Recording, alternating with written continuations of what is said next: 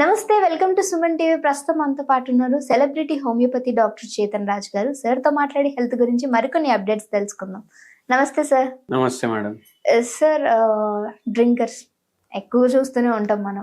But వీళ్ళని చూసినప్పుడు ఏమనిపిస్తుంది అంటే, వీళ్ళు తాగి తంద్రనాడి ఎందుకురా బాబు ఫ్యామిలీని సఫర్ చేస్తున్నారు అనుకుంటాం.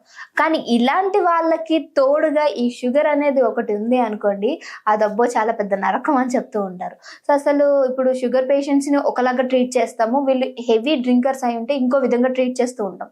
అసలు ఈ రెండు కలుపున్న వాళ్ళని ఏ విధంగా చూస్తాము, అసలు వీళ్ళ ప్రాబ్లమ్స్ ఎలా ఫేస్ చేస్తారు అంటారు? ఒక పేషెంట్ వచ్చారు మన దగ్గరికి, షుగర్ రివర్సల్ కోసమే వచ్చిండ్రు. అండ్ ఆ పేషెంట్ కి నరాల్లో కూడా ప్రాబ్లం ఉండే, కాళ్ళల్లో తిమ్మిర్లు, చేతుల్లో మంటలు ఇవి ఉండే, అండ్ లాగడం ఉండే బాగా. అయితే మనం కేసు తీసుకున్నాము, మందులు ఇస్తాము, కూర్చొని 10 నిమిషాలని చెప్పినాము. అయితే ఆయన నాకేం అడిగిండ్రు, మీ మందులు వేసుకొని ఆల్కహాల్ తీసుకోవచ్చా అని అడిగిండ్రు. అయితే ఏందంటే, ఇప్పుడు ఎప్పుడైతే పేషెంట్ ఆల్కహాల్ తీసుకుంటాడు కదా, అప్పుడు బాడీకి ప్రాబ్లం అవుతుంది, అందరికీ తెలుసు. అండ్ వెరీ ఇంపార్టెంట్లీ ఏంటంటే, ఇప్పుడు చాలామంది షుగర్ పేషెంట్లు ఆల్కహాల్ తీసుకుంటారు. అండ్ మనం ప్రతి పేషెంట్కి కేస్ తీసుకున్నప్పుడు అడుగుతాం, మీరు ఆల్కహాల్ తీసుకుంటారా లేదా.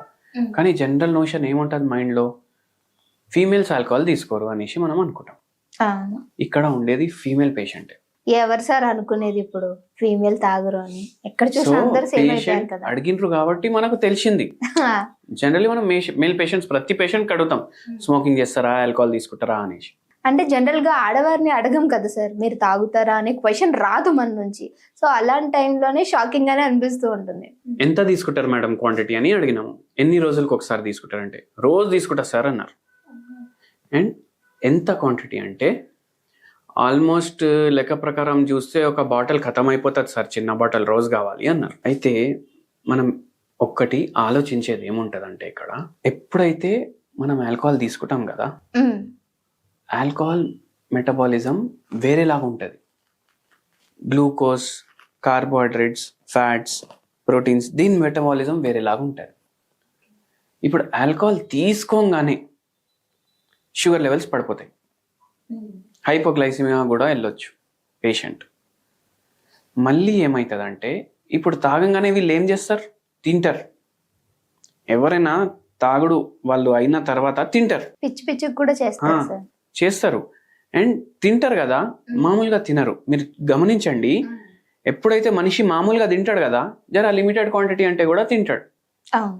తాగిన తర్వాత తింటుండంటే వాడు ఎంత తింటుండు వానికి గుర్తు కూడా ఉండదు. అండ్ వీళ్ళకు ఏం కావాలి, మంచిగా నాలుకకి టేస్ట్ తగిలేటట్టు కావాలి, స్పైసీగా, ఫ్రైడ్ గా, ఇవన్నీ నాన్ వెజ్.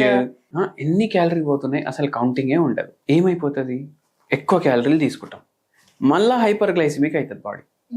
అండ్ తర్వాత నెక్స్ట్ డే కూడా షుగర్ స్పైక్ ఎక్కువ ఉంటుంది బాడీలో. ఒక్క రోజుకే ఎంత తేడా ఉంటుంది. ఇప్పుడు రోజు అదే చేస్తుండంటే మనిషి ఏమవుతుంది. అందుకే ఈ పేషెంట్కి షుగర్ వ్యాధి వచ్చి అంటే తెలిసి ఒక 6 months అవుతుంది, కానీ షుగర్ కంట్రోల్లో వస్తలేదు. మన దగ్గర డయాబెటిక్ రివర్సల్ గురించి వచ్చిండ్రు.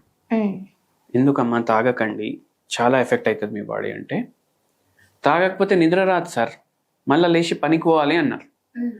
అరే మేడం, ఆల్రెడీ చాలా డ్యామేజ్ అయింది మీ బాడీ, మళ్ళీ ఇంకా మీరు మీ చేతితో ఎందుకు డ్యామేజ్ చేసుకుంటారు అని అడిగినాను. అయితే ఓకే అన్నారు.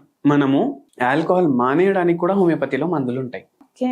ఇప్పుడు ఈ పేషెంట్కి ఆల్కహాల్ మానేయడానికి, షుగర్ వ్యాధికి, నరాల ప్రాబ్లంకి, మూడిటికి కలిపేసి మందులు ఇచ్చినాము. 1.5 years పడ్డది.